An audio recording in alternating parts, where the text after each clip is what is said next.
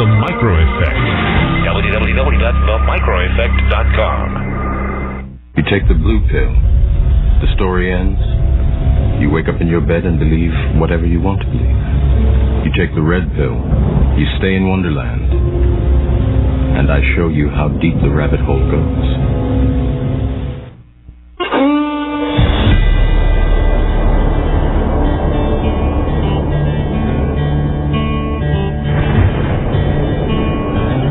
There was a mighty nation, blessed above all of creation. It was a rare and precious pearl, conceived in faith and liberty, home of the brave, land of the free. It was the envy of the world. But this shining city on a hill has turned from the Creator's will and let evil take control. Now the reckless men who lead them want to strip away their freedom and to steal their very soul. Now it's smoke and mirrors, switching bait, criticize and confiscate and let the guilty walk away. In this once righteous, godly nation, in the halls of education, they forbid a child to pray. They say we need to spread the wealth. They pretend to guard the health of the feeble and the poor, while the hand they hold behind their backs confuses and conceals the fact that the wolf is at the door. There's an unseen hand that pulls the string.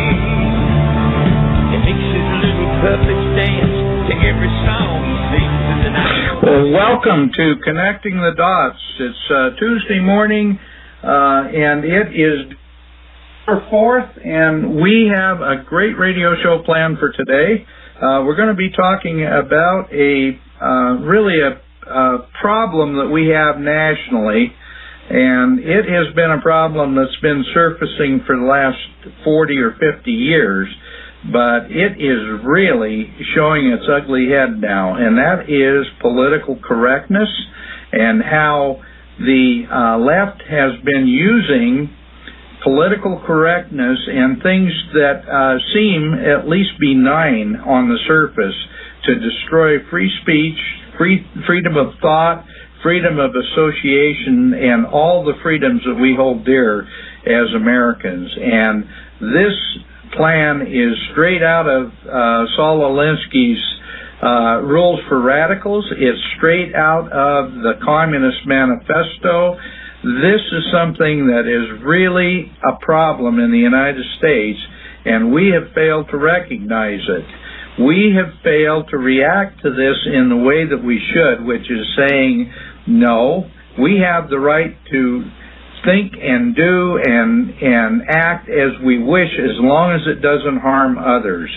And the fact that there are so many of these groups that are now trying to stifle every aspect of freedom of religion, freedom of speech, freedom of thought, freedom of everything that we hold dear is a really good indication of how far we've slipped down the rabbit hole and how close we are to losing our constitutional republic. So our first guest today is a friend of mine that I met through the KHNC Radio Patriot Radio Network down in Johnstown, Colorado. I've actually sat in a couple of times for him on his shows when he needed a much-needed vacation and so forth. And this gentleman is Randy Yarborough, and Randy has been doing Patriot Radio for 24 years, and he is a gentleman who really understands exactly how deep the deep state is and how far in the wrong direction this country has been moving for a long time. Randy, welcome to the show, and give our guests a little bit of your background that flesh out what I failed to be able to flesh out for you.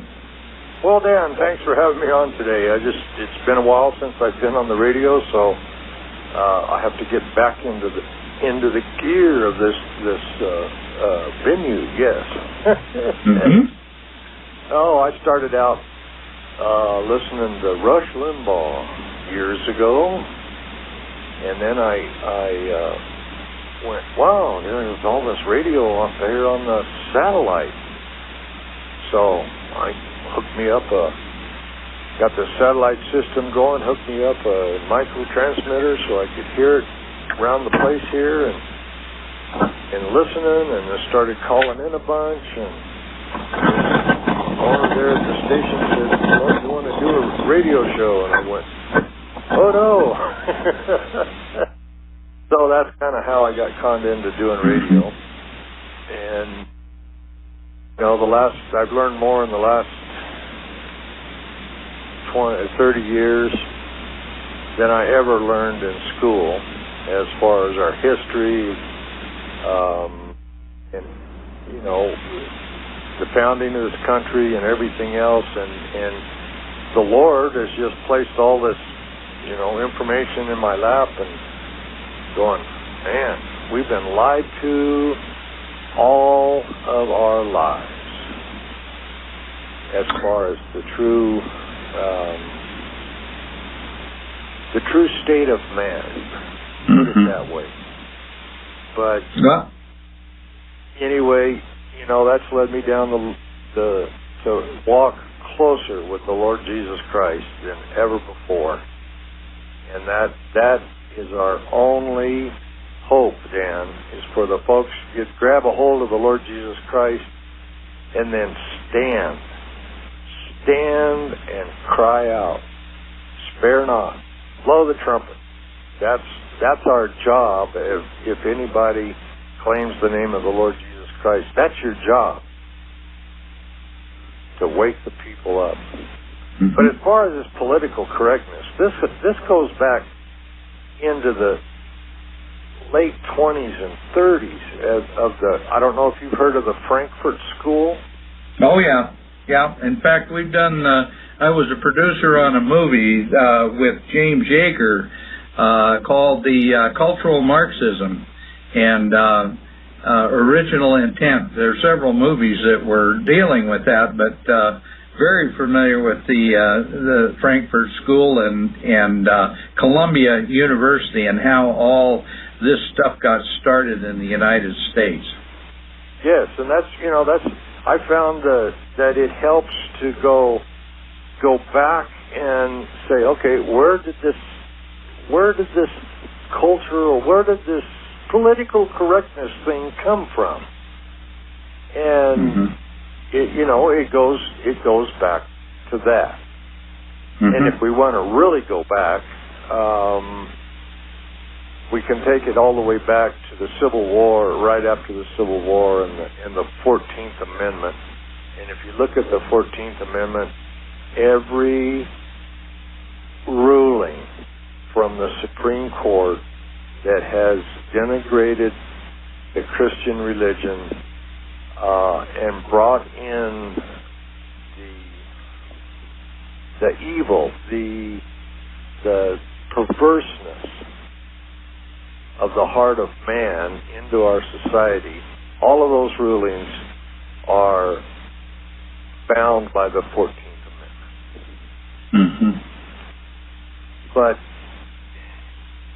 in the meantime, what do we do about it? I mean, we can go back and we can study this, and we can say, okay, these are the guys that came over from Germany. This is what they were talking about.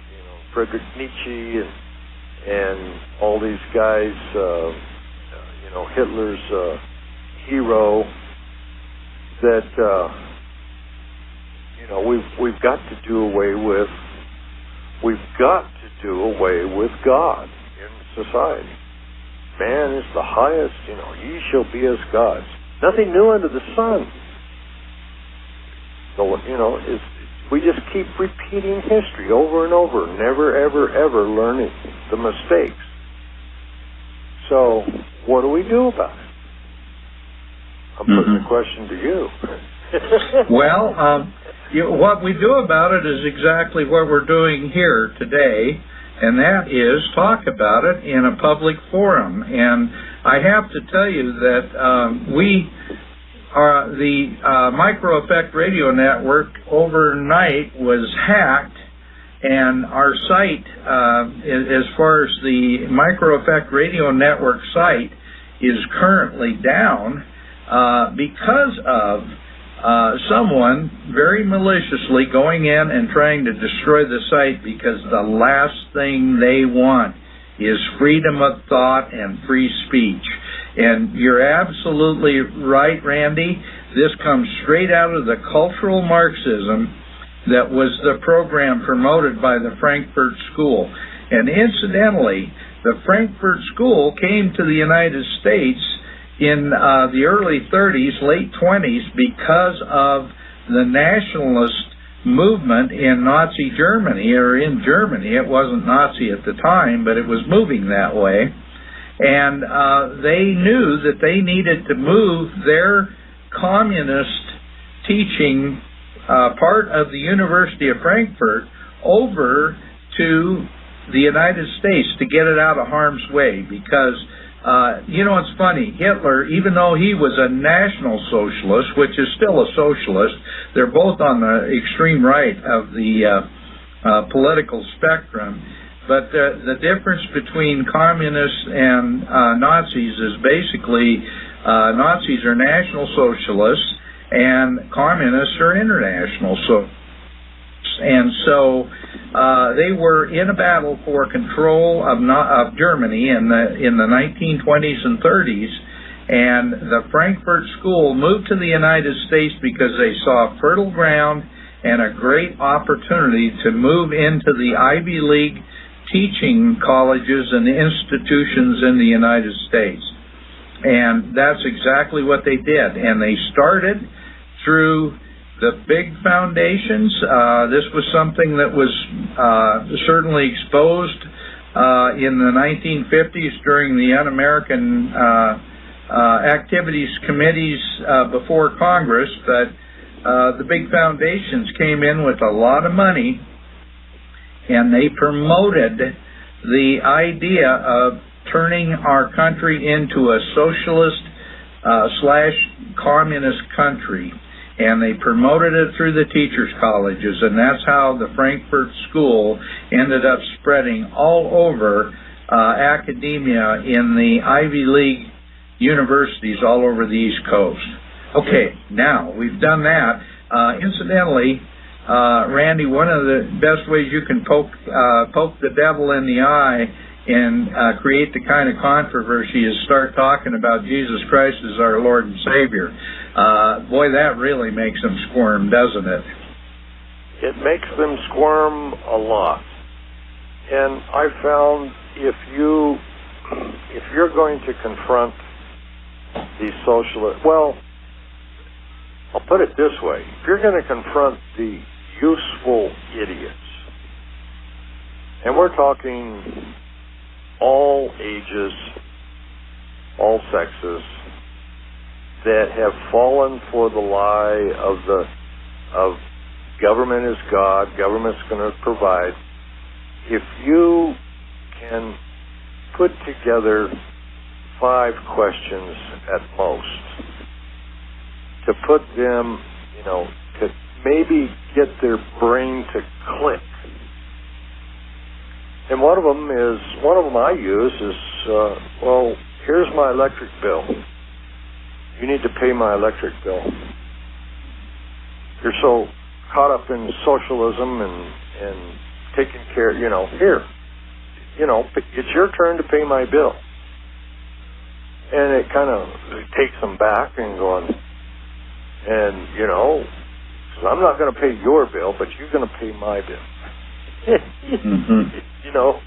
And that's, maybe it'll click something in their mind. Mm-hmm. And, but it's, one of the things that the evil empire, we'll term it that way, they plan long term. They are patient. They see their plan playing out in decades and decades. Whereas a lot of us out here in the conservative movement, the patriot movement, we want to see things happen right now. And things don't happen right now. And, look at the militia movement, okay? There was a lot of folks upset about the Brady Bill, Clinton's, and then Waco, and etc. Then 2 years later, Oklahoma City happened, and everyone kind of scurried back under a bush.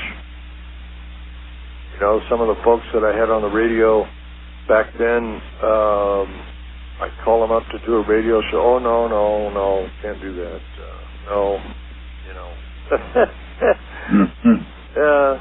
And it's that's one of our drawbacks in this movement, is we're not patient, we don't have a game plan, and it's kind of like, independent people, it's kind of like herding cats, Dan. Mm-hmm.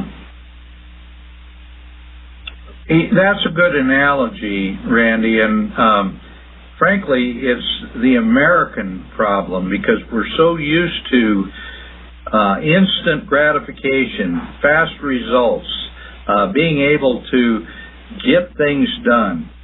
And the reality is, you're right, the Marxists are patient, and the Marxists understand that the only way they are going to be able to get their way is by gradually eating away at our society and destroying our cultural mores and our norms and our religion, and taking our country by stealth. And they're damn good at it. And all I can say is that it's time for Americans to wake up to the reality that things have been happening for over 100 years. Well over 100 years. You're absolutely right. This goes back to really the Civil War and shortly thereafter. But the reality is we've been losing this battle because we have such a short frame of reference, and now our society has been conditioned to think in 20-second sound bites. That's what the television, the one-eyed mind sucker, has done to our society. Oh, absolutely. And it's a case of turn the damn thing off. Or if you're going to watch it, everybody's pretty much hooked up to the internet. Not everybody, but if you're going to watch it, then educate yourself with it. There's a ton of information out there. And the enemy, the leftists, the Marxists, they're right on there. They're telling you exactly what they are going to do. They've written it all down. They've done the video presentations. It's all right there.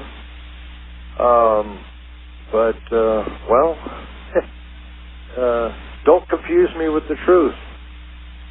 Mm-hmm. I run across that a bunch. Don't confuse me with the truth. I don't want to hear it. No, you're right. And Randy, one of the things that the left does is they accuse us of being exactly what they are. It's like the political correctness. They accuse us of trying to shut off free speech, or we're a bunch of crazy conspiracy theorists. It's like an article in the Daily Interlake against a state representative who is a friend of mine. They wrote an article about how he's trying to destroy public lands, and he is one of these crazy Agenda 21 conspiracy theorists. Now, anybody that knows anything about the public lands movement knows that the idea is not to take away public land, it's to manage it more efficiently, to make it profitable, and that happens when you transfer federal lands to states, which was a requirement under the Enabling Act. They don't bring that up. They won't talk about that sort of thing, and they won't talk about Agenda 21. They call it a conspiracy theory.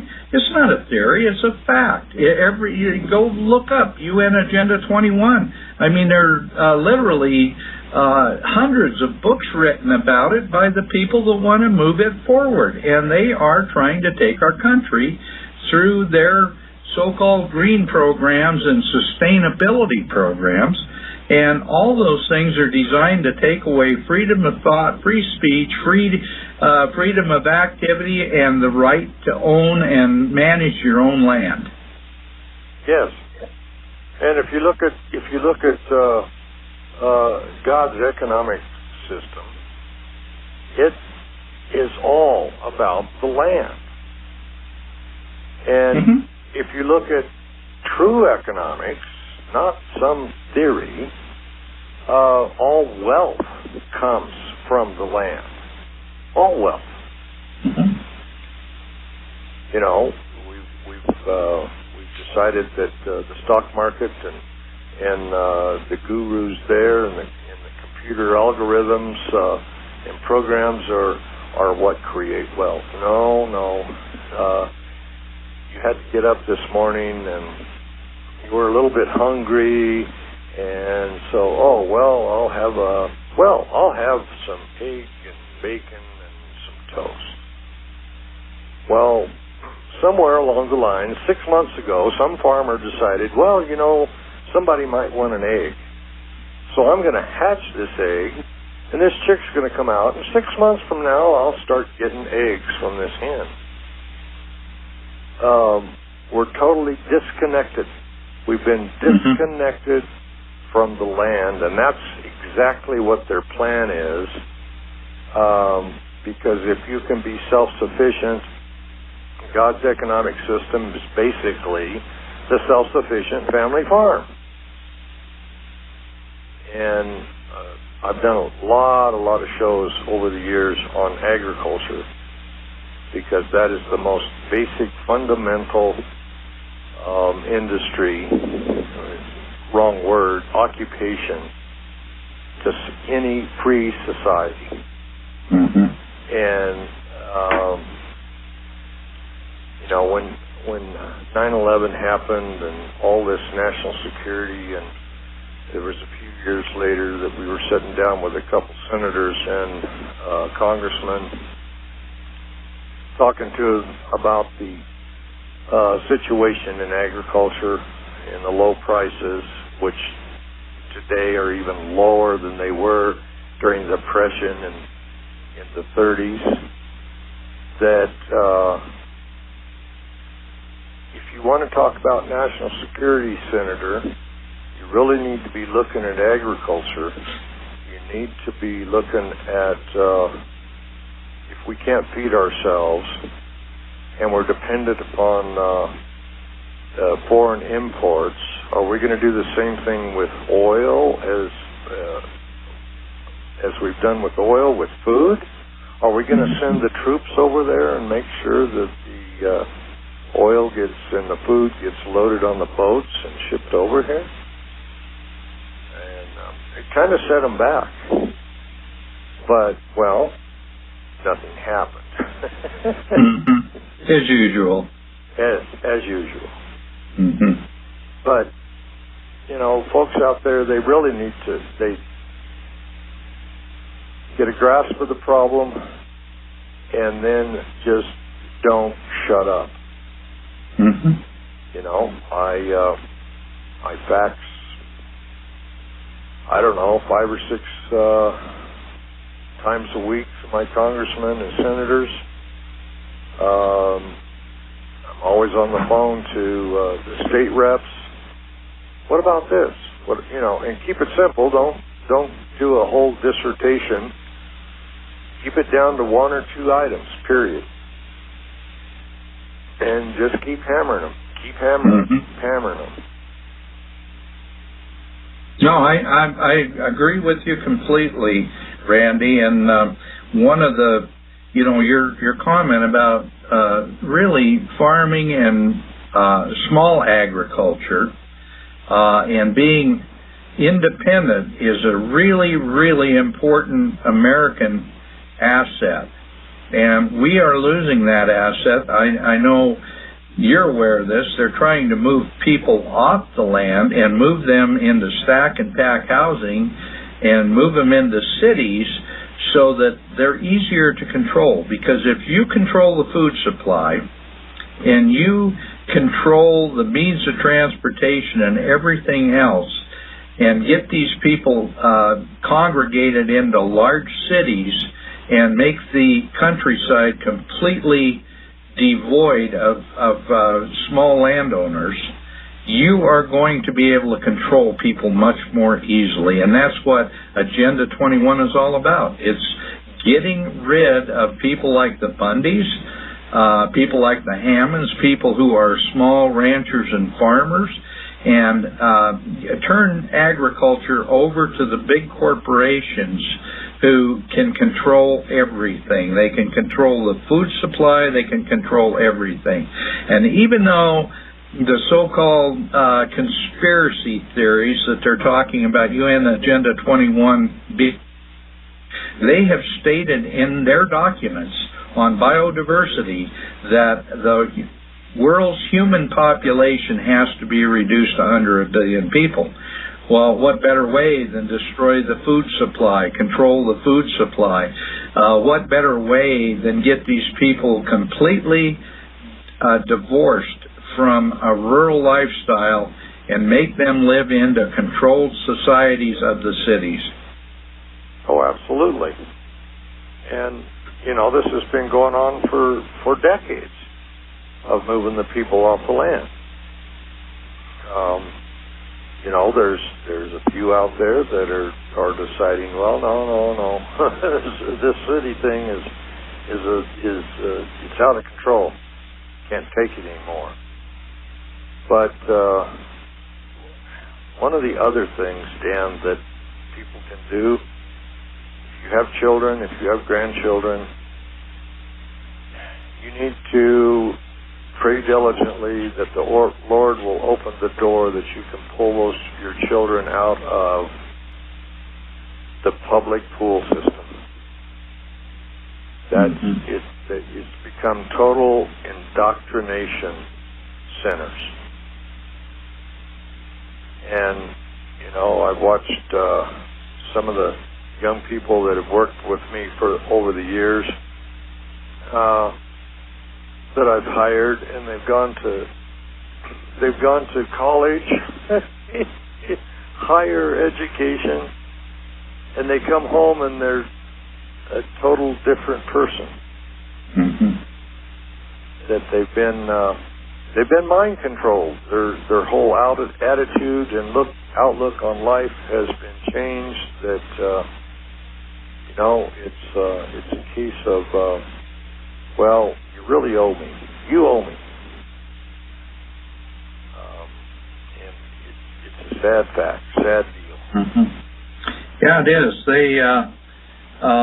The public pool system that you're talking about has been now moving into Common Core, and Common Core is designed to create good workers and people who are willing to work in the collective and not individual free thinkers. And that's exactly why Common Core was instituted, was to create a school environment where people can be controlled. Yes. Randy, we've got a break coming up here, but let's pick this discussion up on the other side of the break.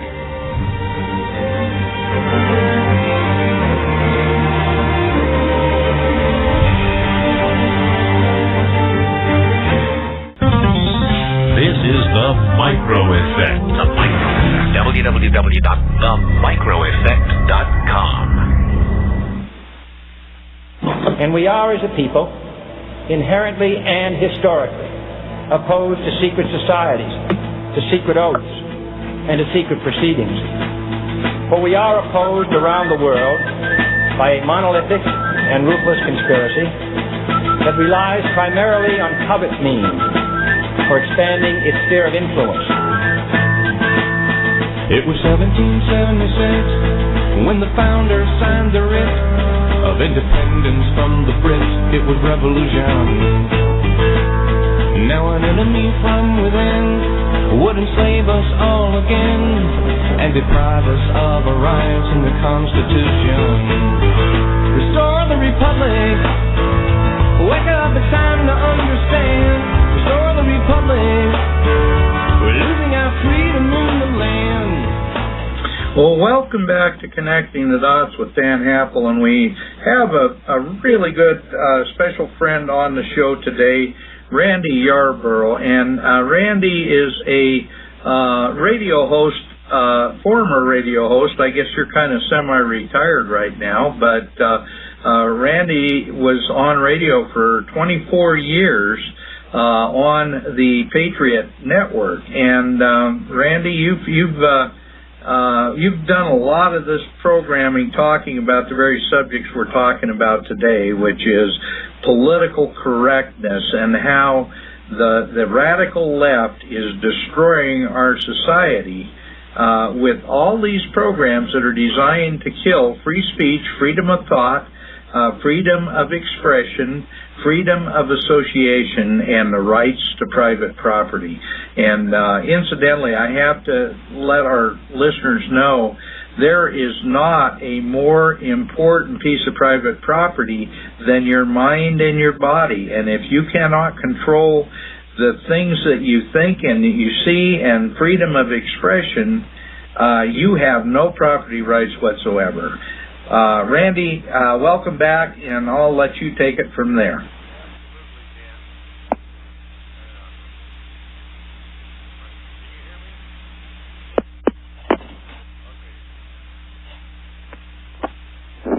All right, am I back? Yeah, you are back. Good. We had a little bit of a disconnect there for a minute. Welcome back to the radio program, Randy, and take it from there. Well, Dan, the freedom of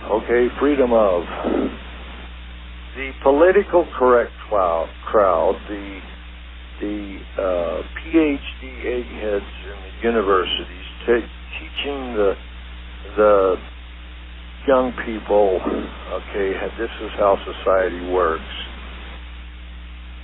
You have the freedom to agree with me and follow my marching orders. But if you step outside of that, you have no freedom. You don't have that. That's what if you disagree with the climate change, with the political correctness, if you disagree with and say there's absolute truth, there is absolute truth, you don't have the freedom to do that. But they'll tell you, well, you have the freedom to agree with me. And that's where we're at, and it's gone overboard now to where that the point of saying him or her or man or woman is that's not politically correct speech anymore, Dan. What's going on here? You kind of got to laugh about it because it's so absolutely ludicrous. Now, one of the things that is encouraging that Donald Trump got elected as president. Whoever thought that would happen?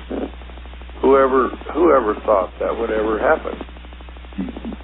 That an outsider could come into the district of criminals and start, turning over the tables. I don't know where you stand on that, but it's going to be an interesting year coming up here between all the political game shows going on, and we'll see if we make any inroads. Right. Well, you're pointing out Donald Trump as being an outsider, a political outsider. I see the hatred toward Donald Trump by the left and by the globalists as being nothing more than their expression of the fear that they have of someone who isn't controlled by them, who is not a globalist, but who is someone who believes in the United States of America as a free constitutional republic. And that terrifies the Democrats and Republicans on both sides of the aisle, the ones that are now progressive socialists, which are really the lion's share of our Congress people and our senators. And the reason there is so much angst against Donald Trump and against his policies to make America great again are because these people have bought in socialist Soviet lie of globalism, and they are terrified that the whole house of cards is going to fall down in front of their eyes. And that's exactly why they are so vicious toward him, and frankly, so vicious toward us, Randy. They're trying to shut down our radio shows. They're trying to shut down our freedom of speech because we represent the same kind of threat. And in the case of the American people waking up to what's going around them, I see that happening because I got really despondent a few years ago that, is anybody listening out there? Here we elect a Marxist communist, two terms, the abomination into office, and I'm going, well, Lord, if this is what the people want, if this is what they're standing up and yelling, give us a king, give us a king, we won't have this man to rule over us. If that's what they want, then, well, help me, Lord, hide me in this insanity that's going on. And it is. It is insanity. But Randy, I know you, and I know me, and a lot of other people like us. And the fact is that we don't have give up and roll over in our psyche or in our essence of our political self-interest. We cannot allow this to happen, and that's why you're still in the fight, and that's why I'm still in the fight. Absolutely. And as far as the website going down, hacked on Micro Effect there, that means that you guys are over the target, and the black is coming in, and I've got a friend that puts up news articles every day, and he gets shut down probably 5 or 6 times. That they drop this connection, they do this, they do that, and he's hanging in there. Revolutionradio.org is his website. But, yeah, we've got to. We don't have a choice, Randy. We've got to stay in this fight, and we are seeing finally an awakening in this country. I'm not sure that it's quite there yet, but at the same time, we're seeing evidence that average people around the world, not just in the United States, but around the world, are starting to realize what globalism is all about. And what it's all about is total control of every aspect of your life, and your freedoms completely controlled by someone else from cradle to grave. Yes. Well, and one I'm not really big on going out and marching down the street. It does have its time and place, but one good thing in the news lately is in France, the fuel taxes, the people said, no, you're not. And the French government has backed down on their amount of taxes they're going to place on the people. So that, the French will stand up. Now, are the like-minded patriots in this country going to stand up? Get off the couch and send those emails, call their congressman, call their senator, call their county commissioners and say, it's time you took back over this county, especially here in the West, where the federal government claims an ownership over, some states over 50% of the land in the state. It's, I watched this summer, the end of June, over the 4th of July, one of the most devastating forest fires here in Colorado, 5 miles from me, and a lot of it was due to, the drought, but a lot of it was due to the federal government refusing to follow their mandated action to work on the land. And there's a group of us working on a lawsuit against the USDA for failing to follow their charter for the Forest Service. And we've got it hashed out here, and the documents look pretty good, and we're going to see about filing that here not too far in the future.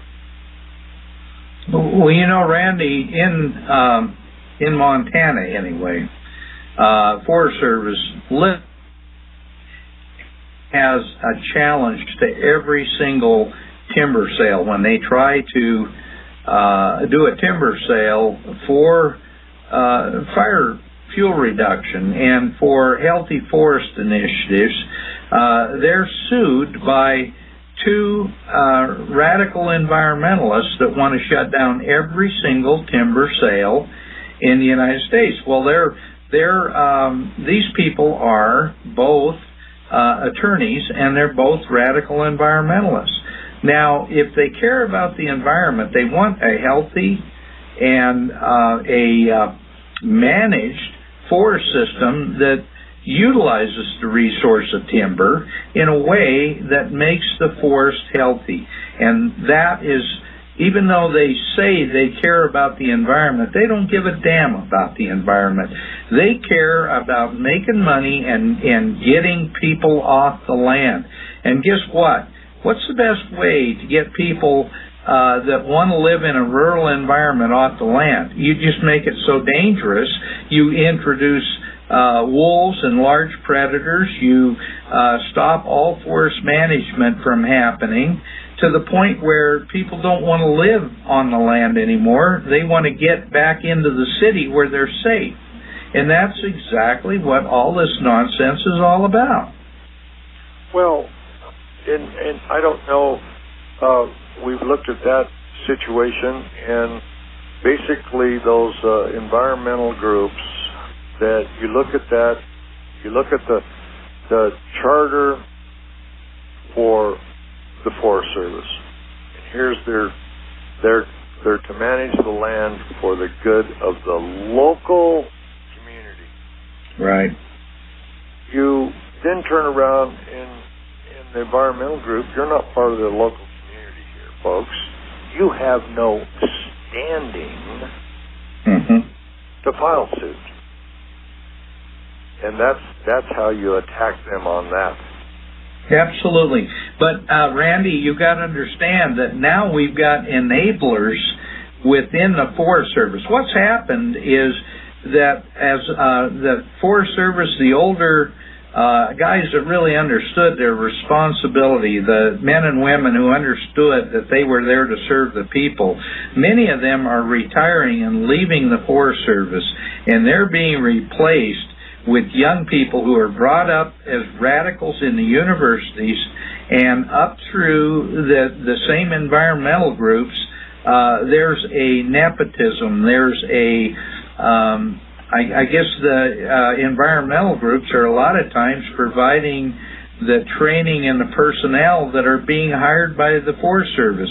And through the Equal Access to Justice Act, now they are actually negotiating settlements that don't allow logging before they even get to court, because the whole thing is an inside job. The whole thing is designed to get people off the land, and that's what's been happening certainly in Montana, and I'll bet it's the same in virtually every state. Yes, absolutely. And we're back to the political correctness. We're back to Romans 1. We're going to worship the creation more than the Creator. Mm-hmm. Praise the Lord, His Word is true. Mm-hmm. Yeah, and you're right. I mean, that's exactly what we've moved. We've moved from being a Christian nation. They're trying to turn us into a pagan nation. And, it's amazing. We can tolerate radical Muslims. We can tolerate Islam, which says that anyone that disagrees with their religion is an infidel and should be gotten rid of. We can tolerate that, but we can't tolerate Christianity, which is really a religion of love and respect for the rights of others. Yes. And, that's one of the things an old gentleman taught me a long time ago. He said, don't be concerned about your rights. Don't worry about your rights. Worry about the rights of your neighbor. Mm-hmm. Make sure your neighbor's rights are protected, because as long as his rights are protected, then you will have yours. And, that's, I've tried to keep that at the forefront, especially locally, if the evil empire is coming after one of my neighbors, I try to reach out and say, maybe you ought to do this, maybe you ought to try this, maybe you ought to look at this avenue of attack, and go on the attack against the evil empire. Yeah, I think that's exactly what we need to do, Randy, is we need to turn this, our way of thinking around, quit playing on their field of action, their battlefield, and let's start playing on our terms on our battlefield. Oh, absolutely, Dan. And, you just hope and pray that, Lord, you'll wake the people up. Pray you'll wake the people up. Yeah, let's keep working on that for sure. Well, I know you're working in Colorado. You're out of the Colorado area, and boy, I'll tell you, I lived there for 25 years, and I can tell you that it's not the same state that I lived in 25 years ago, and it has changed a lot as well. And liberalism is eating the state of Colorado alive, because now, so many things there have changed that freedom is really at stake in Colorado. Yes. We're back down to the cities, Dan. Mm-hmm. The cities, the mentality of the people in the cities is that it's basically government is God, the king is God, the divine right is the king's, and that they will, they decide everything that happens in the rest of the state. And I know it's the same there in Montana. Mm-hmm. The popular here in Colorado, the people elected the first openly sodomite governor in the nation. Yes. Yeah, it's amazing. It's absolutely amazing. I'm sorry, I wasn't being politically correct. Well, Randy, you told me that you were going to do your very best to make sure you were politically incorrect, and that's what this show is all about. And it's a case of, Governor, you really need to fess up to your sin here. And that's just the truth of it, because you will pay for it one way or the other. You need to fess up for your sin. Lord Jesus Christ is standing there waiting for you to repent and turn from your evil way. But in the meantime, I don't want to support your perversion. Mm-hmm. You're asking me to support your perversion and condone it, and no, I can't do that. If that means you're going to chop off my head, so be it. But that's part of the stand that the Christians need to take. The church needs to stand up. But what church? What is the state of the church, or is it the state church, Dan? Mm-hmm. Yeah, that's the problem.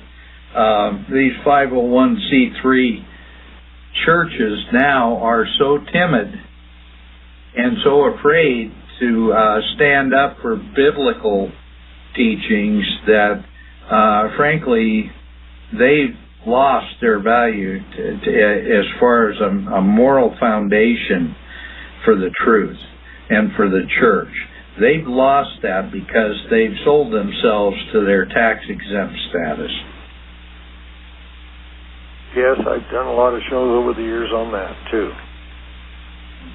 And there is a growing movement of pastors out there looking around going, I really can't be part of this anymore. Mm-hmm. And that's a really good thing. We need a new Black Robe Regiment for sure, and that's what you're talking about. But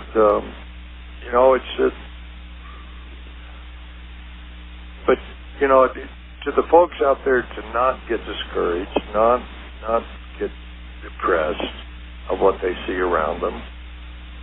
Just do what you can this day for the Lord. That's the big thing. Mm-hmm. And part of it, if it's getting on the radio, if it's set up law classes in your community, whatever, just get up and do it. That's the main thing. Mm-hmm. No, you're right. Part of our Constitution, and you referred to the property rights movement, but part of our Constitution, and I think people don't understand that our whole system of government under a republic, not a democracy, under a republic, was designed to be, let's say, the power centers from the bottom up, not the top down. Yes. The individual is sovereign. The Lord gives the individual sovereignty, and then that is transferred to local government and then to state government, and the federal government is at the bottom of the heap. And that's exactly what political correctness and this so-called democracy movement is all about. That's the demonocracy. Demonocracy. Yes. Randy, stay on if you can. We're going to go into the break, and then on the other side of the hour, we're going to pick up a conversation with Rich Sheben, who is living the dream in Montana. And so if you can be part of that discussion, please stay on, and we'll talk on the other side of the hour. Okay, I'll stay on a few minutes.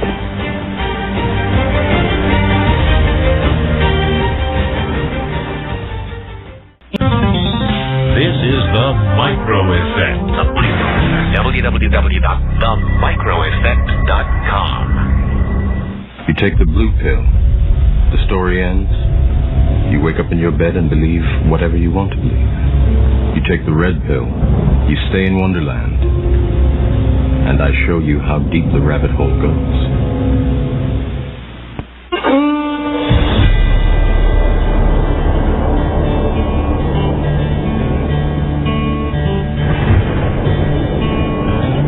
There was a mighty nation, blessed above all of creation. It was a red. Well, welcome back to Connecting the Dots with Dan Happel. And this second hour, we've got another gentleman on the show with Randy Yarborough.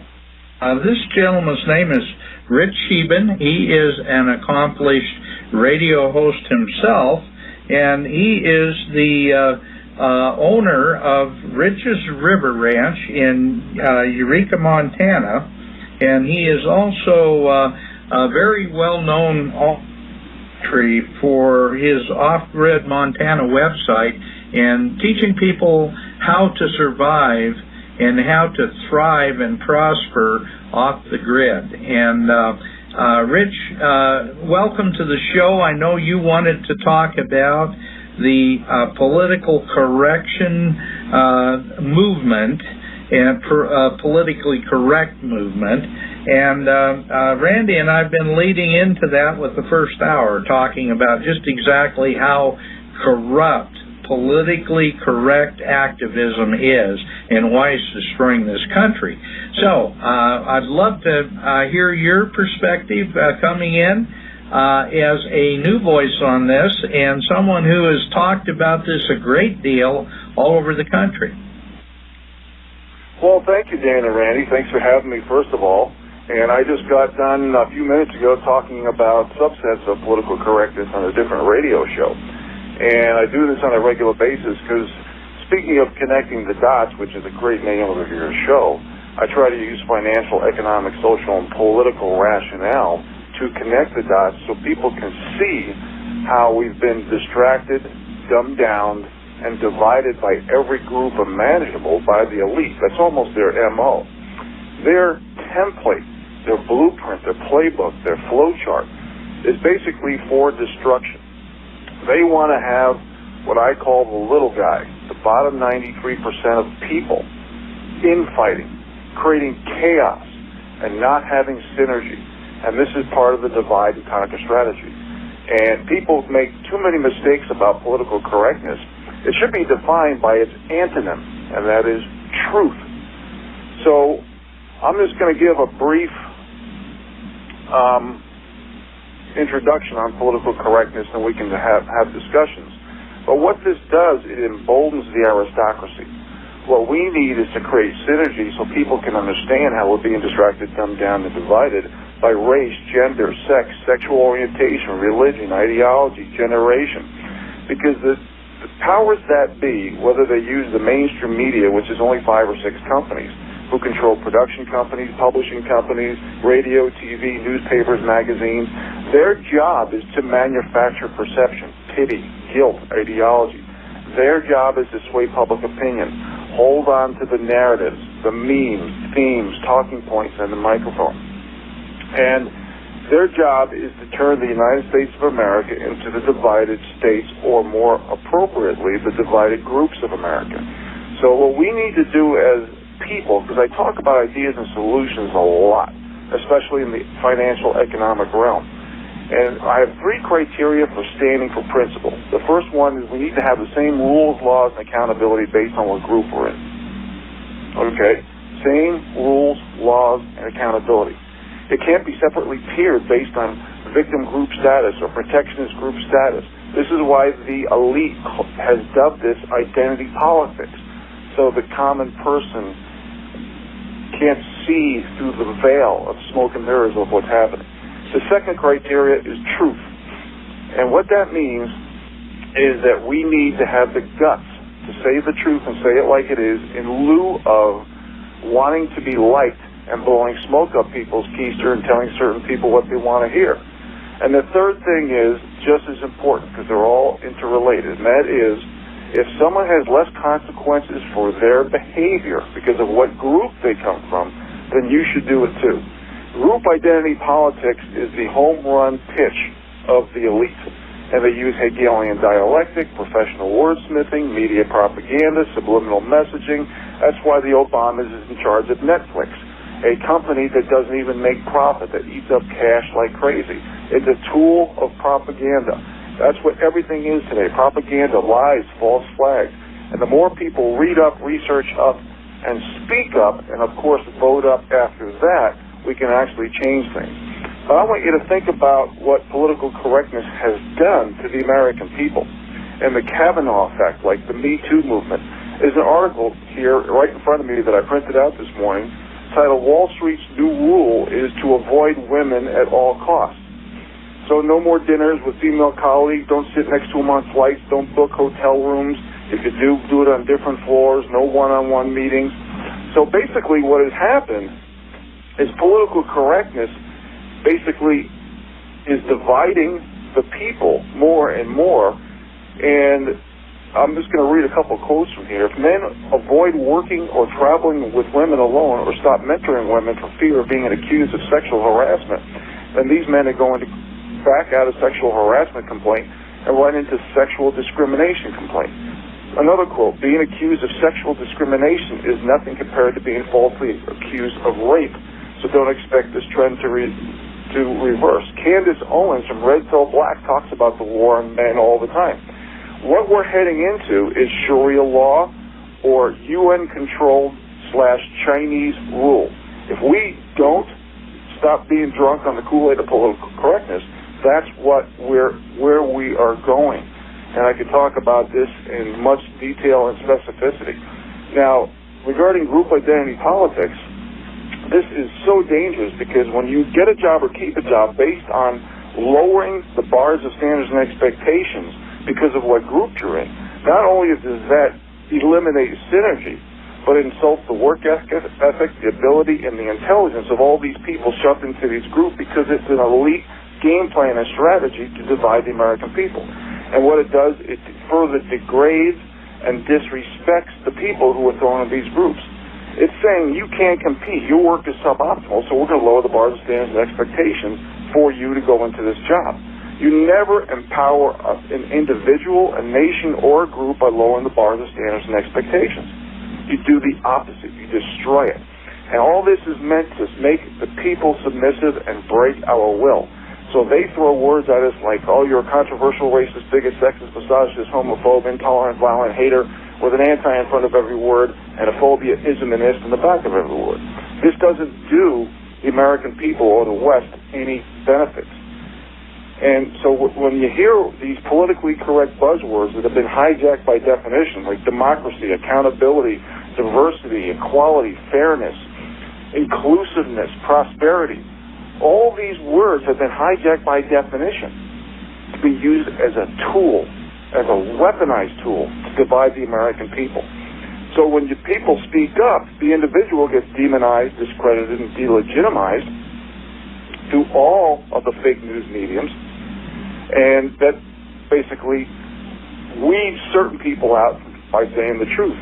But the truth is so important. Because if we don't speak truth, for those of you listening to this radio show right now, why have a conversation? Why listen? Why speak? Why go to college? Why read? Why better yourself? If everything's going to be propaganda and blowing smoke at people's butt, what's the sense in having a conversation or having communications or having anything? Because nothing matters. There's no validity or legitimacy in everything.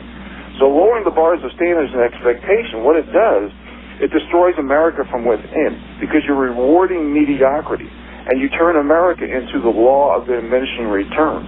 So certain aspects of life and benefits of life, like opportunity, knowledge, ingenuity, productivity, innovation, as listening to some of them, has been eliminated for the little people. Again, that's why I call bottom 93% of income earners, and it's only available for the elite.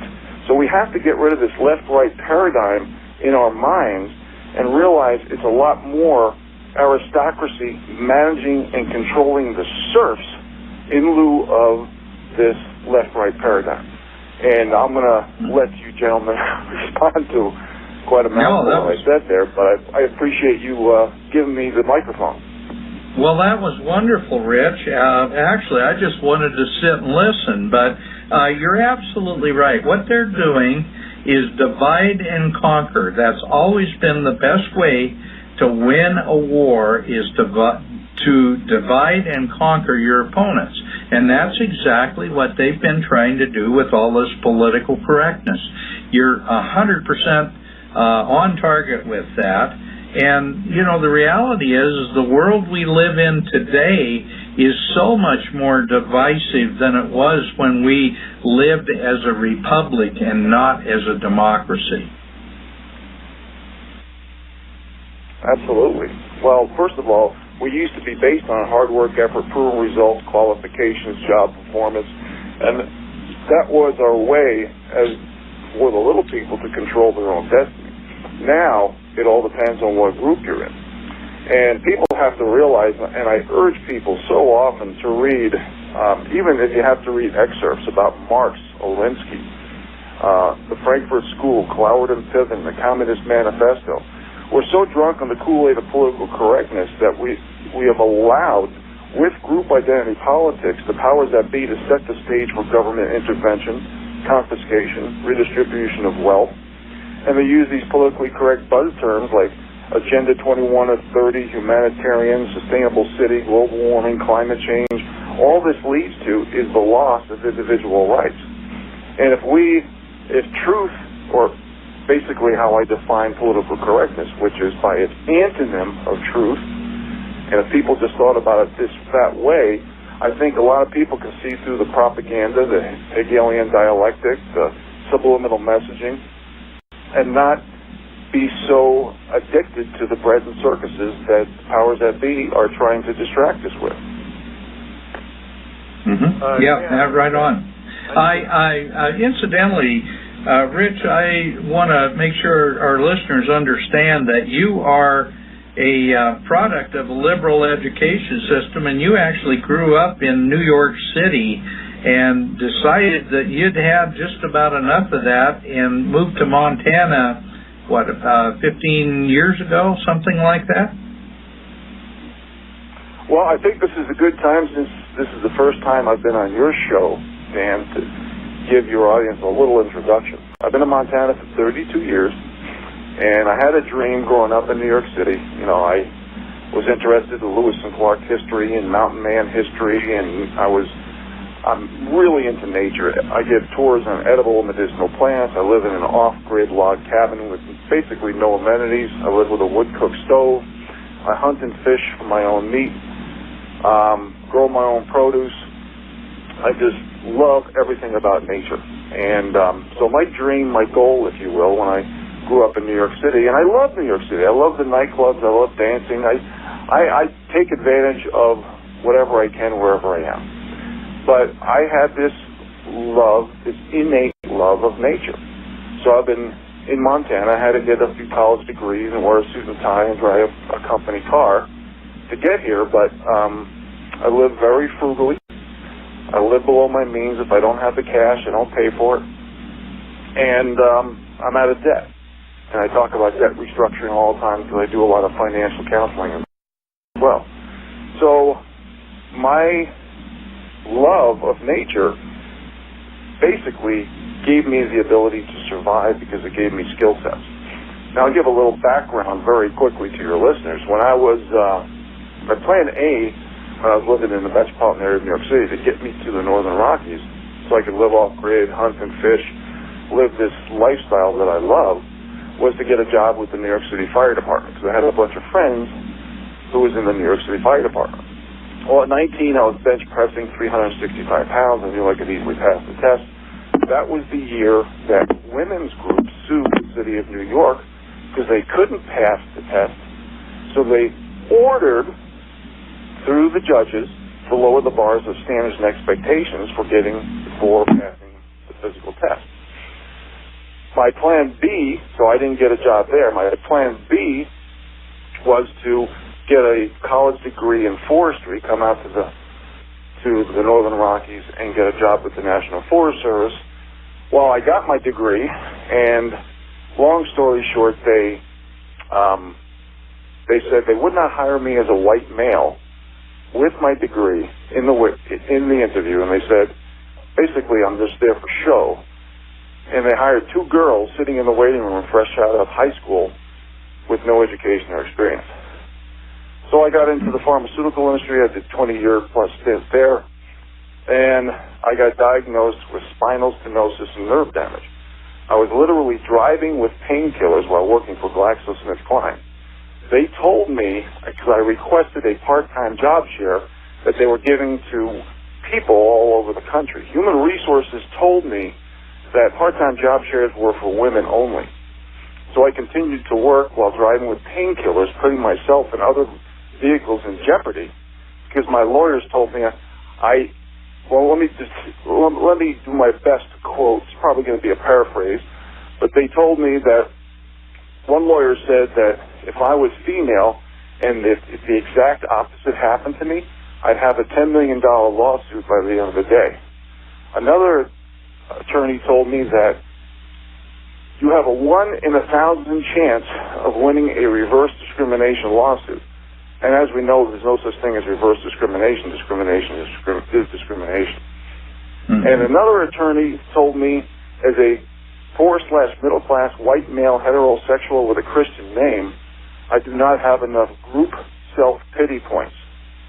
Now chew on that phrase for a while.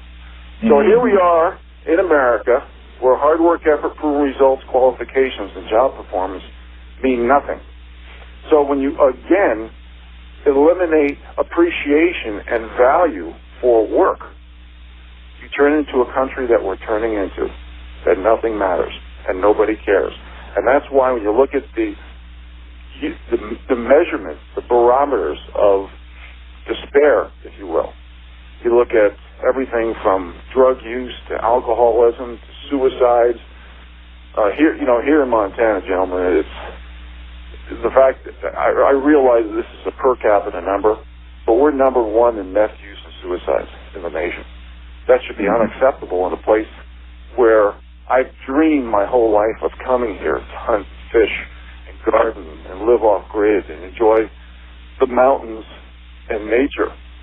And the fact that there's hardly any mentor-protege relationships left, the fact that the super wealthy are buying so much land in the Montana and Idahos of the country, and today's youth can't knock on somebody's door that had, 600-700 acres and say, hey, can you let me hunt? Because the big guy is buying up all the land. They're buying up land like crazy, and the little people can't, and there's not enough room to enjoy it. Because the wolves are killing all the game on public land, and the big ranchers and landowners can control the predator population. So they lease out to outfitters, and they let their buddies hunt and fish on their land, and the little guy can't. So the despair and the lack of ability to use the resources is really hurting American youth, especially if you come from the bottom 93% of the American populace. Mm-hmm. Yeah, Rich, you hit that one right on the head, because this public lands debate, the radical left are constantly talking about how those of us who believe in states' rights and that the states should control the land within their borders, we're called anti-public lands and rights of people to hunt and fish and all that stuff. And that couldn't be further from the truth. The reason we want the states to take over the public lands is because the feds have been such lousy managers of the public lands and are not allowing those lands to be utilized for the public good. Yeah, what we need is the public to have more microphone time. We need self-sufficiency, preparedness schools. We need venues where the average Joe can have the opportunity to speak up and educate the common folk. Now, when I say common folk, I'm one of them. So I don't mean to be derogatory or condescending to any of your listeners. But I do believe that so many people don't have the time to do the reading and research to find out what needs to be done. And again, too many people, that's why I gave my little, 7-8 minute speech there on political correctness. People are afraid to be called controversial, extremist, racist, bigot, sexist, misogynist, conspiracy theorists, et cetera, et cetera. So we need to realize that we are not being represented. The little people has no restitution under the law, and the examples I shared with you of what the attorneys told me is just one example out of millions out there. See, this is why we need to go back and go full circle and stand for principle, the same rules, laws, and accountability for everybody. We need to do that. And if we don't, then we're just going to have more group identity politics, more victim group status. We have to tell the truth, and if somebody gets away with it because of a group they're in, then everybody else should be able to do that. We are letting the elite poison us against ourselves. And the only way for discussions to continue, it's amazing. Somebody shoots themselves, and the left is all over, we've got to take away their guns. But yet, you look at the units of measure of despair, from suicides to drug use to obesity, diabetes. The units of measure of despair in America, especially for today's youth, is out of control. It should be unacceptable. And because we don't have venues to have these talks for the people and to the people. But we have to have venues where the people can speak up. The problem is everything that's being funded from the elite, the George Soroses, the Rockefellers, the Rothschilds, etc., they're funding all the people who are willing to create treason, espionage, sedition against the American people. When you sell out, whether you're in the mainstream media or it doesn't matter what venue you're working for, when you are bought and paid for, you're selling out the little people. And it's just that plain and simple. And all we can do, Dan and Randy, is keep talking about it. Keep talking about ideas and solutions. One of the things I talk about is practice what you preach laws. Can you imagine if the elite, the powers that be, had to do that? Let me just give you 2 examples. Now, I've said thousands of examples over the air, but let me just give you 2. And that is, how many times have you seen Hollywood venues with armed guards, take down Russia for a weekend? Or these super wealthy elite talking about how they need to take away our guns, but yet they're living behind gated communities with armed guards. Right. LeBron James and driving huge SUVs, and they're telling us that we've got to drive electric cars. Yeah. Practice what you preach laws. How about carbon tax? They keep talking about carbon tax, but yet they have 5-10 homes, these elite movie stars. They fly around on jets, often private jets, with their carbon footprint being 1 million times what the average Joe is. We have to have practice what you preach laws. And I've been saying this on the air for years, but yet you don't hear a peep from anybody. You would think the Republicans on the right would say that. But see, the elite of all branches don't want the accountability.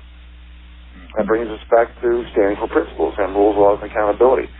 The little people are being used. They're being duped. They've been sold the bill of goods so we can be hyphenated Americans to fight against one another.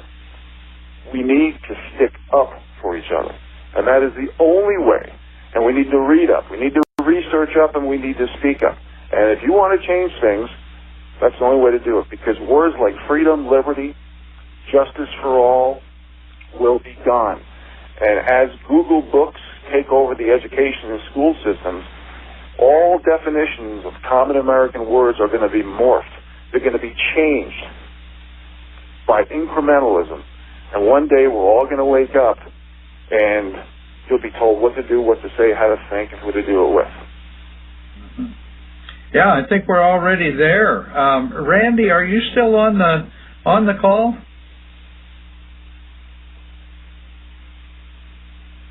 That doesn't sound like it. Sounds like Randy must have dropped off.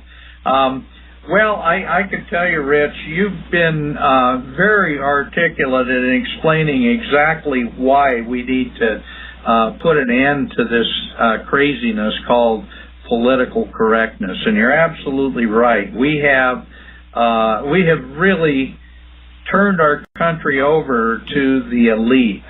We did a radio show, it's probably been a year and a half ago, with that. The rules are for the little people, and it's amazing how Hillary Clinton or George Soros or these big people at the top of the so-called social order live by a whole different set of rules than they provide for the rest of us. And God forbid that we break the rules, we'll be in prison. And in fact, they can do anything they want and completely escape any accountability for their actions. Absolutely. So what do you think about the little people creating things like practice what you preach laws? I think it's wonderful. I think that is a terrific idea. Yeah, see, if we really sat down and created ideas and solutions that make sense, because I'll be honest with you, the little people are getting very tired, Dan, of hearing things like, double standards, or, that'll never change, but that's the way it is, stuff like that. Those words no longer have any meaning. There's no validity to those words. We have to come up with ideas and solutions that really makes a big difference for the American people.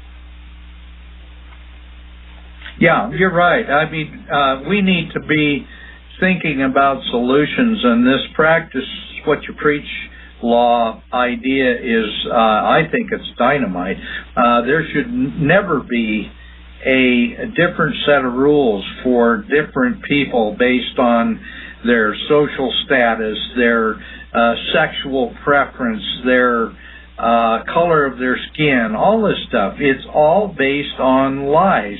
And it's based on, as you said earlier, dividing the people and divide and conquer by making people different and pointing out those differences and then demonizing anyone who reacts to that as being something that's not right.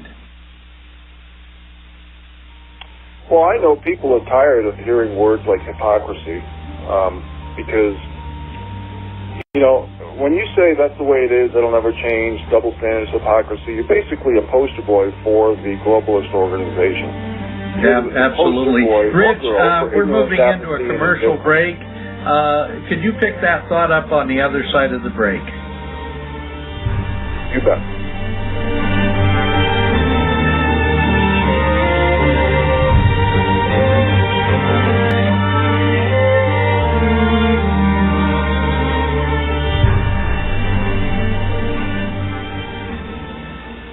Well, welcome back to Connecting the Dots with Dan Happel, and today our guest on this radio show is Rich Shebid.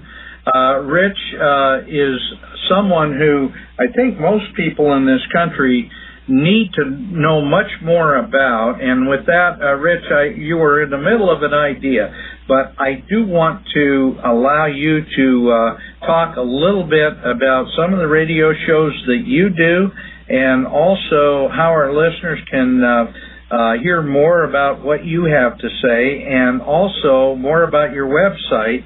I want to do that now when we have plenty of time to do it, so that we don't run out of time, because I've got a feeling this show is going to run out of time before we get all these ideas out. So please tell our listeners a little bit more about your radio shows and the things that you're working on and how they can learn more about you. Well, I appreciate it very much, Dan, but I believe it or not, I really I don't believe in being on a pedestal, and I say that because I call myself on the air an average Joe non-hyphenated American. And I do that because it's true. I believe that if everybody did a little reading and research, everybody could participate in getting our country back, because it's not legitimate in too many ways. It's been sold out by people who have put their hand out for treason, sedition, and espionage. And I'm trying to offer ideas and solutions because there's no representation and no one sticking up for the little guy. Now, I'm on usaprepares.com at least once or twice a week. I'm usually a guest like I was this morning, and sometimes I host a show. I've been on thousands of radio shows over the last 6 years. My book came out a little over 5 years ago, and that's just basically an introduction of ideas and solutions, and mostly explaining to the American people how we're being distracted, dumbed down, and divided by groups. And people are waking up. I would say that since the book came out over 5 years ago, there's a mass wake-up in people around the world, especially the Western world, saying, hey, this ain't adding up. This math doesn't work. This is not right. You're a liar. You're a propagandist. You're creating false flags. You're doing everything to control the masses and eliminating freedom and liberty for the people. And that especially is true for individual rights protection and restitution, as I mentioned earlier. So I even took, for years, I would put, about every 7th or 8th or 9th, 10th show on my radio, on my website. Well, with surveillance and censorship, with the way things are going today, they were changing the words I was saying audibly. In fact, in my book, and I've mentioned this briefly today on the radio show I was on, they are doing everything to delete 5-star reviews. They're fixing rankings. They're saying my book is out of stock. They're misspelling the book title so search engines don't pick up. They're literally taking my radio shows and the book and deleting words and moving words around, if you can believe it. So I don't push my book that much because I warn people, I don't know what you're going to get. And if you do buy something, buy it in hard copy, because when you buy it in the electronic version, it's like Google Books taking over the education system. They are slowly, through incrementalism, changing words, popular American words, and changing it for their benefit. So they can call everybody a controversial racist, bigot, sexist, misogynist, homophobe, intolerant, violent hater, et cetera, et cetera, et cetera. So if people are aware of this, they would buy the hard copy, get away from everything that's electronic, and start sitting around the campfire and talking, having eye contact, having communication. We, especially our youth, are so addicted to these electronic machines. We're teaching our children how to push buttons, manage paper, and be politically correct. Now, when you look at the anti-psychotropic drugs usage out there, you look at obesity, you look at diabetes, you look at drug use, you look at suicide, all the units of measure of despair, we are not putting out the right products for our children. We need to bring back the protege-mentorship relationship. And what I was talking about before the break was about practice what you preach laws. People are tired about hearing words like hypocrisy and double standards, and that's the way it is. That'll never change. Okay, those are the people who are the poster boys for ignorance, apathy, and indifference. We need to start doing things that's going to benefit the people. Okay, just like immigration. Look at all the talk about immigration, but people don't talk about the fact that 63% of non-citizens are on welfare and food stamps. So almost 5,000 households are on programs used to help the ailing American citizens who put into the kitty. If you put into the kitty, you take out of the kitty. Well, that's not what's happening, because we all know that the elite want to ruin the Western world. They want to take down America. They want to take down capitalism. They want to take down common sense and logic. And this is why one of the ideas and solutions I talk about, we need top-down funding. Because most organizations represent the wealthy. People don't realize that when you look at QE, why do you think the last 10 years was a bull market? because QE and stock buybacks were basically, they are to help the wealthy. QE, quantitative easing, 95% of that money went to the top 1 to 7%, and the great majority of that money went to the top 1 to 2%. So as central banks press buttons to create money out of thin air, it all goes to the super wealthy. So yeah, no, Rich, you're right on that one, and we've talked about that on this radio show before, but the result of zero interest was that money was generated by the Fed that became a liability to the American taxpayers, and the bond rates were so incredibly low, there was no way that different like retirement funds and investments that retirees were getting interest out of, there was nothing there. So this money ended up in the stock market because there was no place else to go. Well, guess what? You're right. Who controls 90% of the stock? It's the big guys, not the little guys, that control the stock market, and they've made a fortune off of it. Absolutely, the game is totally rigged. And when I blame 4 aspects for basically our demographics, debt, credit, and pensions and valuation headwinds that are unsustainable for future rates of growth. And it's not just global debt or household debt and government promises, but corporate debt is out of control. You look at margin debt, you look at the leverage that's out there, you look at all these zombie companies that need cash just to exist, just to pay their interest on their debt. That's why the last few days the interest rates have been going down. And the 3 and 5 year yield, by the way, did a slight inversion. When I checked this morning, it was 1 or 2 basis points. Not much, but basically when the yield curve narrows or flattens, that's synonymous to credit collapsing, and that's what's happening. So I blame our demographic situation, which nobody can really blame, because the largest growth group until 2050 is going to be the old people. Secondly, central bank corrupt monetary policies. Thirdly, I blame Keynesian economics, and I put the biggest blame on group identity politics. Because when you rig the game and hard work, effort, proven results, and qualifications no longer matter, and what group you're in matters most, everything is a speculation or hedging issue for the little people. It's all about solvency and liquidity at this particular point in game, because nothing makes sense. So when you control, we're really in a stagflationary, deflationary spiral. When you look at the subsidies, the money printing, special interest, lobbyist, tax, the little people is not controlling their own destiny. And then you throw in what's happening with the new industry, with robotics, automation, and artificial intelligence, with today's technocracy. There's no chance for the little people to get out of what I call an incognito caste system. It solidifies the status quo. So this is another one of the reasons why I've given so many tours on how to live with self-sufficiency and live off-grid and try to control your own destiny. And that's what, it just got so overwhelming, Dan. I had a small production company literally do a DVD video on me because I didn't trust a lot of the big companies. I had a lot of big companies call me, wanted to do reality shows and documentaries on me. I think I got like 40 offers over the years, and I turned them all down because they wouldn't give me final editing rights.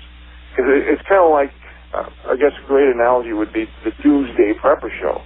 They didn't want people to learn skill sets and pass it on to the people. They wanted to basically make them look like they're panicking, paranoid. They want to throw derogatory adjectives at them. But see, the little people don't have many choices. And these are people who wanted to help the people, but they were misrepresented. And this is what's happening in America today. It's the aristocracy managing and controlling the serfs, not for the betterment of the people, but to control their status. They have an addiction to power, money, and control, and they're going to use every means possible to solidify that, Dan. Yeah, I absolutely hear everything you're saying, and quite honestly, I haven't heard one thing that you said that I disagree in any way. Boy, you're hitting the nail on the head all the way through this discussion. People need to realize that when they give up these rights, when they do all the things and just go along with the program, they are literally selling themselves into servitude. You're absolutely right. We are going into a new feudal technocracy that's based on a communist model, a total control model. And if they don't wake up and start fighting back and start making yourself heard, make yourself not only heard, but make your voice loud and talk to your elected officials, because the reality, most of them are cowards. And the reason they're in the position that they're in is because they've learned how to kowtow to the most powerful groups. And right now, the most powerful groups are the New World Order, the globalists, the people who have all the control and the money, and they've gotten away with all this for many, many decades. Absolutely. But think about what I said at the beginning of the show, folks. When I mentioned how we've lowered the bars of standards and expectations for getting a job, where qualifications, hard work, job performance, nothing means anything anymore. Do you feel that is... Well, let me put it this way. When you insult the work ethic, the ability, and the intelligence of people to get a job because they're saying, or some elite person saying they can't compete, that their work is suboptimal, do you think there's any chance of synergy happening in our country? No, it's a divide and conquer strategy. It's made to degrade and disrespect. You never empower a nation or a group or an individual by lowering the bars of standards and expectations. And Dan, I know we don't have much time left, but I feel like I've hogged so much of your airtime. I apologize for that. But no, I want to hear what you've got to say, Rich. Just keep going, because the worst case scenario is that we'll just have to have you back for a 2-hour show. Okay. All right. I'll give real quickly my high jumper analogy. This is what America is like today. Well, let me talk about what it was yesterday. And that is, yesterday, let's say I was an employer. I was looking for new high jumpers. So what I did was, for the first interview, I had 500 high jumpers apply for the job. So I set the bar at 6 feet to weed out the poorer high jumpers. Okay, well, 1% of 500, which is 5, completed the 6-foot high jump. So my second interview was, what's your work ethic like? What's your workout ethic like? What's your diet like? Basically, all questions based on hard work, effort, proven results, qualifications, and job performance. Now, that's why America was great years ago. Okay? Today, when you lower the bars of standards and expectations, you destroy our culture and traditions. Because today, the job interview goes like this. 500 people apply, so I can't have the bar at 6 feet. I got to have it at 6 inches. So 1% fail and 99% pass. So my second interview for 495 people is, what group do you come from? What is your skin pigmentation shade? What is your gender? What is your sex? Who or what do you like to have sex with? What's your sexual orientation? How about your religion? This is the questions today that I have to ask as an employer to hire somebody. Basically, the law of diminishing returns and the mediocrity has superseded being the best, because it means nothing. And it's all about what group you're in. Again, this is not to create synergy, but to insult, degrade, and disrespect the people. It's to not empower a nation, a group, or an individual, but to lower the bars of standards and expectations. It's to make you submissive and break your will, so you can't say things that might be perceived as being racist, bigot, sexist, misogynist, homophobic, intolerant, violent. You know, this is where it's all propaganda. It's all Hegelian dialectic. It's professional wordsmithing and subliminal messaging around every corner.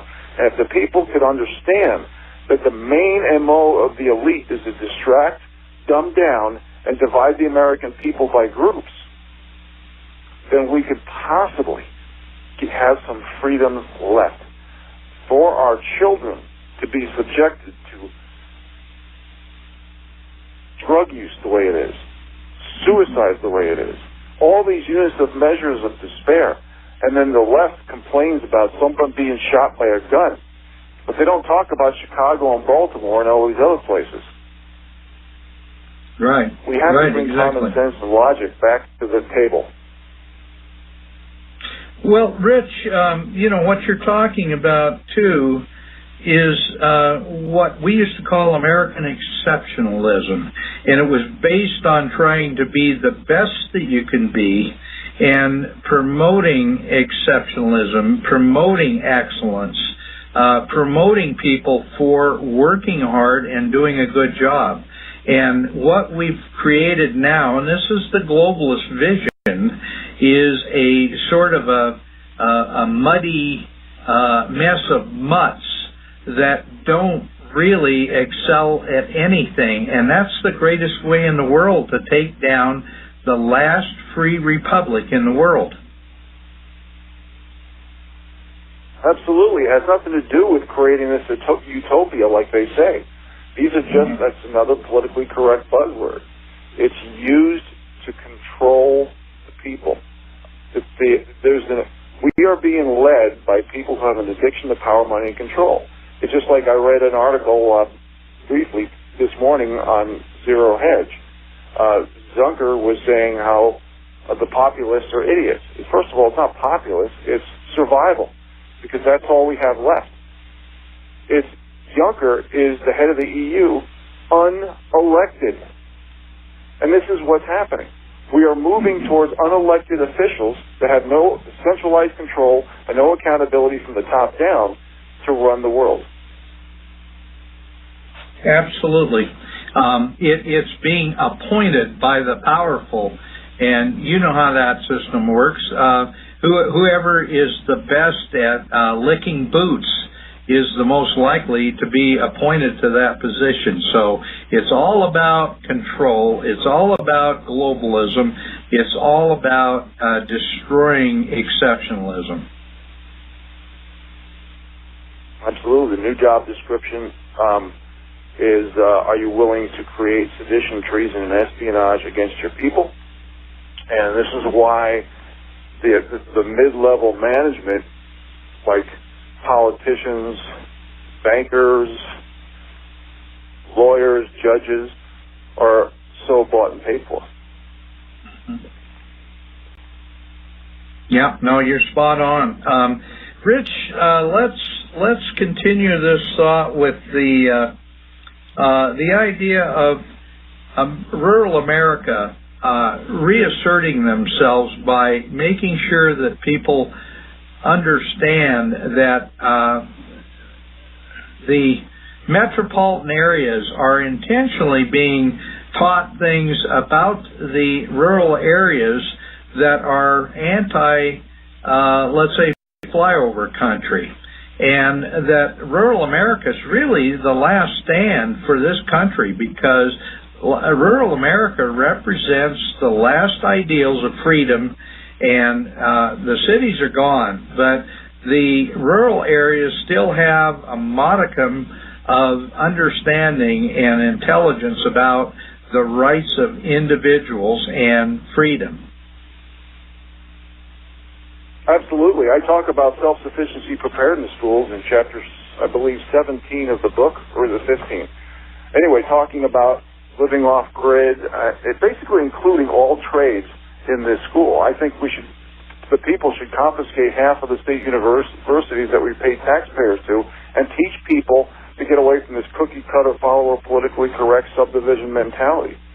You know, when you look at all the covenants and homeowners, and you can't cut trees, you can't have roosters, you can't have chickens, you can't have fire pits, you can't paint certain colors, but yet you got to pay all the increase in taxes. You know, people are being groomed and cultivated not just to be idiots, but to lose control of their own destiny. Now, one of the things we can talk about is what type of land to buy. You know, I'm into variety, ridges, draws, northern slopes, because I'm into plants and things like that.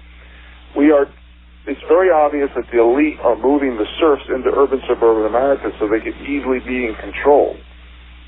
And we're allowing the elite to poison us against ourselves. And this is just economic 101. You can no longer control one's own destiny, especially if you're in urban suburban America, and you look at the savings rate and things like that. So think about off-grid living, think about adventure, freedom, liberty, curiosity, gaining skill sets. How about gardening? We've lost those 19th century skill sets, but we need to dovetail them with 21st century technology. We can't throw out the old for the new. Because what is it? When I talk about units of measures of despair and the psychotropic drugs that people are on, I mean, it's pretty obvious that the new is not taking the little people to a good place. So we need to think about alternative energy, hunting and fishing, raising animals, preserving foods, skill sets that built our country, that gave our pioneers and homesteaders the ability to have an adventurous life, control their own destiny, and use hard work, effort, proven results, and qualifications as a means to an end and give themselves a better life, Dan. Yeah. Well, and Rich, it's no accident that in subdivisions in cities, virtually all of them outlaw gardening. And isn't it amazing? They don't want you to be able to raise your own food if you live in the city. Well, especially gardens on your front lawn. And I did some reading on this, and I've mentioned this on the air a few times, not too recently, but there was a community out of South L.A. that was able to borrow a 14-acre piece, and it had this beautiful garden on it. Well, the super rich guy, I think he got coerced into being an Indian giver and taking that land away from the people. But they had this gorgeous garden. People were walking by, hey, what vegetable is that? Hey, what do you use for compost? What's your nutrition? You want to trade this vegetable for this vegetable? They were basically trading skill sets. They were basically learning. They were being healthy. They weren't eating pesticides, hormones, steroids, and antibiotics, and GMO foods. Because we all know by now that GMO causes cancer and changes our DNA, amongst other things. So people were learning, and they were communicating, and they were saying, hey, great idea. Hey, thanks for teaching me this. Well, the powers that be don't want that. They don't want synergy, and they don't want people learning. They don't want self-sufficiency. No, they don't. They don't. People. Yep. So if the people would move rural, I'm a big proponent of buying a little bit of acreage, moving out to the country. Think about, speaking to parents and grandparents right now, 90% of college degrees are worthless. They come out with so much debt that they have to rent for years because they can't establish equity and time leverage on their assets. Why not? Right. Rich, I hate to say it, but we're out of time. I hear the commercial break coming up. Do me a favor and agree to come back on, because, boy, you're a fascinating radio host and radio guest, and I would love to have you on again. Well, thank you, Dan. I appreciate the invite. We'll talk privately and work it out, okay? Okay. Thank you very much. Thank you.